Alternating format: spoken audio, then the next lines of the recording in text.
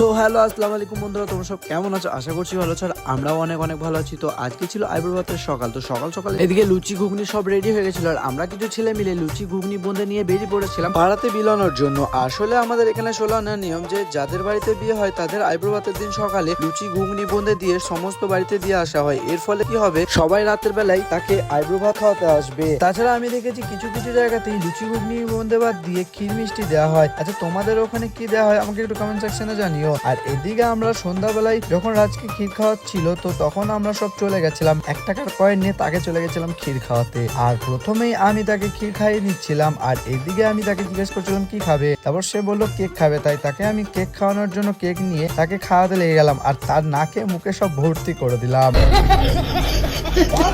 আর এদিকে সানি তাকে পুরো একটা গোটা মুরগি খাইয়ে দিচ্ছিল। তো তারপর আমরা সবাই মিলে খাওয়ানোর পর তারপর আমরা তাকে জিজ্ঞেস করছিলাম তার কি লাগবে। তারপর সেই ইশারা করে দেখাচ্ছে তার নাকি পয়সা লাগবে। আমরা হচ্ছি বন্ধু, এত সহজে তো টাকা পয়সা দেবো না। তারপর তাকে 2 টাকা দিয়ে আমরা ক্ষীর খাওয়ালাম, আর তারপরই আমি আমার পকেট থেকে একটা 200 টাকার জাল নোট দিয়ে তাকে ক্ষীর খাওয়ালাম। সে বুঝেও গেছে, আমি ভাবলাম তো হয়তো সে বুঝতে পারবে না, বলেন কি, সঙ্গে সঙ্গে ধরে নিল। তারপর তার সাথে কিছু ছবি তুলে নিলাম।